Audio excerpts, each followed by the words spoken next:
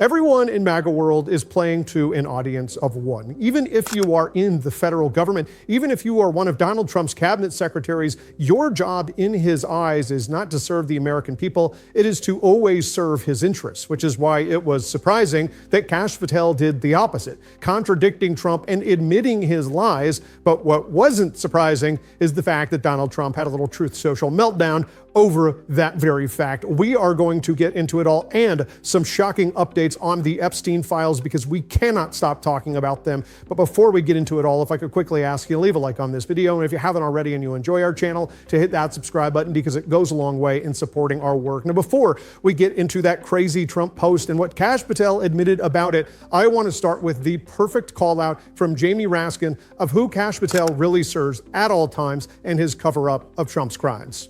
Before you got in this job, you called for full release of Epstein files, telling podcaster Benny Johnson that the only reason the list was not released by DOJ and FBI was, quote, because of who's on that list.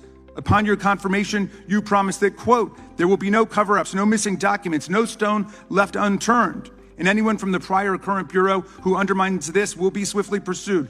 This spring, you ordered hundreds of agents to pore over all the Epstein files, but not to look for more clues about the money network or the network of human traffickers. You pulled these agents from their regular counterterrorism or drug trafficking duties to work around the clock, some of them sleeping at their desks, to conduct a frantic search to make sure Donald Trump's name and image were flagged and redacted wherever they appeared, whether an email, a text, a letter, an interview, a photograph, or a video. In May, Attorney General Bondi reportedly told Trump that his name had indeed appeared multiple times throughout the Epstein files. And not long thereafter, in July, you and the Attorney General released a memo claiming that, quote, no further disclosure would be appropriate or warranted. In a few short months, how did you go from being a crusader for accountability and transparency for the Epstein files to being a part of the conspiracy and cover-up? The answer is simple. You said it yourself, because of who's on that list. Donald Trump's relationship with Epstein over the years is well documented. A week ago, the Oversight Committee released Trump's disturbing birthday book, Note to Epstein, written over a drawing of a woman's naked body, referring to a, quote, wonderful secret. The Oversight Committee obtained the note from the Epstein estate, not from the FBI, raising questions again of whether the FBI has been withholding documents. While you're unleashing the FBI to cater to Trump's desire to shut down the Epstein inquiry, the first 9 months of the Trump presidency have seen a spate of political violence and domestic terror events. Everyone in this administration is always looking out for what is in the best interest of Donald Trump. MAGA sees Trump as this guy willing to break the system. He is their righteous vengeance against the woke left. Well, if you're a farmer in the Midwest, I guess the woke left is China buying up your soybeans. And so now that woke is gone, you're broke and you have no money. If you're a Trump voter who had someone in their family who was here illegally, now maybe that family member is deported with no pathway to citizenship because Donald Trump never actually cared about you. And if you're one of the millions of Americans who Donald Trump is about to steal your health care away from, I don't know how dunking on the libs is going to keep you from getting sick.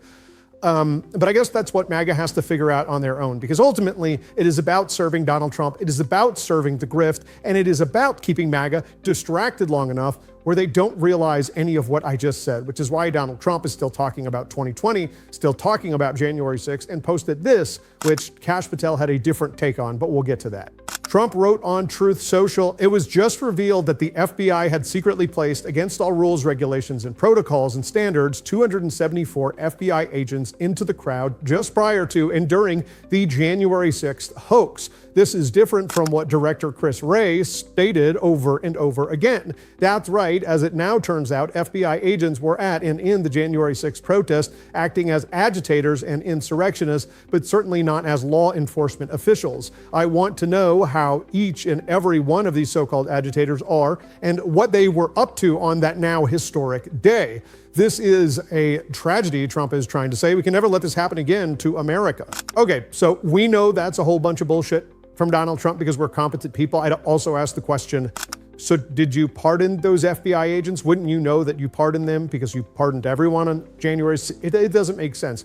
But it made such little sense that even Kash Patel questioned what Donald Trump was saying. That's just questions. Fully pushed back on him, and it's got Trump pretty pissed.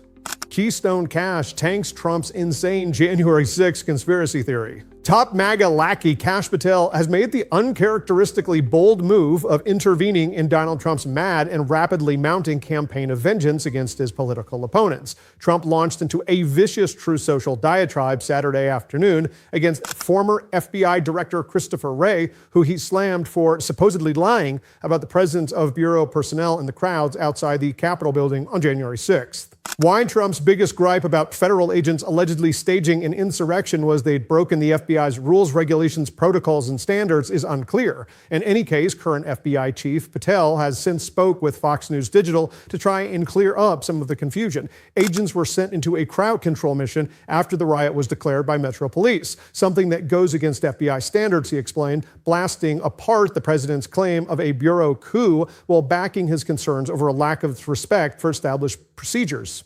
So you heard it from Kash Patel. This wasn't some coup by the FBI. They weren't trying to antagonize people. They weren't put there purposely before the riot started to make sure they could gin up the crowd so people could, go to jail for breaking the law? It doesn't really make a lot of sense. I don't understand.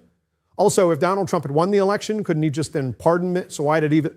None of it makes sense. Like, you can't even try to grapple with this. All is clear is that Kash Patel, for some reason, is coming out against what Donald Trump said. And it's interesting because if Kash Patel is saying the same thing that Christopher Wray said and breaking with Trump, does Kash Patel need to go to prison now, according to Donald Trump? Like, is he also going to be indicted for saying something different than Trump? I don't know. This is all crazy, but it just goes to show it's difficult to find a through line, like a clear argument for what MAGA is saying when Donald Trump is just kind of jumping around the conspiracies that he wants to talk about. But I need to say something on the note of Kash Patel. The next Democratic president, as I've said again and again, and I'll continue to, needs to govern with a just vengeance. And that means firing Kash Patel on day one. He has a 10-year term as FBI director that should not be respected because he does not command any respect. And I'm just going to keep saying that ahead of a 2028 primary that I know is really far away. But I do not want us to forget what this Trump presidency was like, even while we are still in it then, because we're focused on the future. And I know there's going to be a lot of talk of the future, and that's important. But I think that we learned in 2024, if we do not correctly process the present and understand the past, the future is going to fuck us as we are currently living in right now. So let's make that pretty damn clear. And let's also make clear an issue that Donald Trump wants to make the past, but we won't let go away. And that's the Epstein files. And we have new updates from Jen Psaki right here. Okay. Remember that day back in June when Elon Musk and Donald Trump's bromance very publicly crashed out? Can you believe that was June? And remember this tweet from that very day? Time to drop the really big bomb, Musk wrote. Donald Trump is in the Epstein files. That is the real reason they have not been made public. Have a nice day, DJT. Well, nearly 4 months have passed since then, and the Trump administration still has not released the Epstein files. The story goes on. But Democrats have been fighting tooth and nail to get their hands on whatever documents they can. And today, Democrats on the House Oversight Committee released new documents obtained from Epstein's estate. This batch included flight logs and some of Epstein's daily schedules. Now, included in those documents are the names of some pretty powerful people, including Trump allies like billionaire Peter Thiel, Steve Bannon, and yes, Elon Musk himself. As Epstein's calendar put it, reminder, Elon Musk to Island, December 6th. Is this still happening? ? There you go. Well, I mean, okay then. It's there. And look, there's a running theme here. Every time the House Oversight Committee gets to work, something new comes to light. We've seen that over and over again. That's kind of the point. That's why they want all the files released. And there's been a big step forward in the House toward doing just that. The discharge petition to force a vote on a resolution to compel the release of the Epstein files is now on track to hit the required 218 signatures. Democrat Adelita Grijalva won a special election in Arizona on Tuesday, but she hasn't been sworn in yet. Grijalva and other Democrats have said Speaker Mike Johnson can swear her in at any moment, but that he's dragging his feet. 2 weeks ago, Johnson swore in another Democrat based on unofficial results, but now he's insisting on official results to come in before swearing in Adelita Grijalva. Funny how that works, isn't it? And yes, Grijalva thinks the Epstein petition is definitely a factor. I'm sort of wondering why in 2 weeks the rules are so different, and maybe it has something to do with the fact that I'm number 218.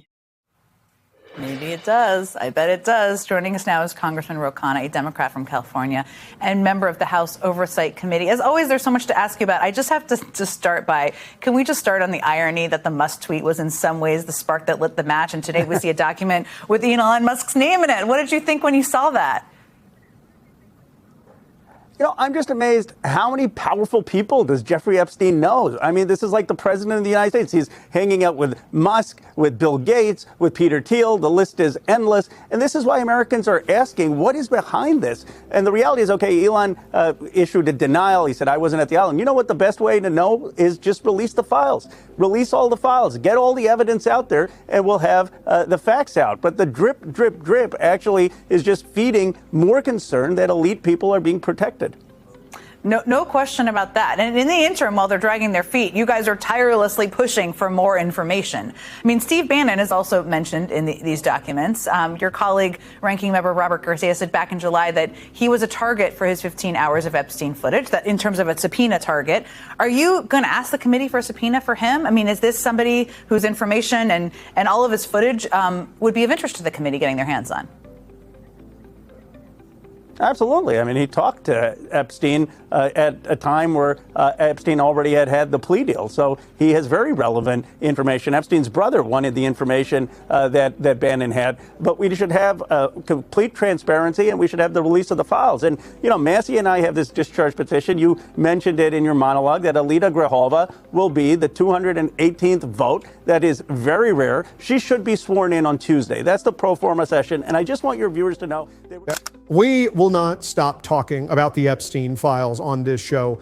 I don't want to say that everything happening in this current administration has to do with deflecting or making sure that we're not talking about it, but often it certainly seems like that. So we're going to keep the pressure on. And if you want to support that, as always, you can hit that subscribe button, leave a like on this video. If you stuck around to the end, drop a blue heart in the comments. And if you want to support the show in another way, you can click right here or down below to subscribe to my Substack, becoming a free or paid subscriber. One of the best ways to support the show.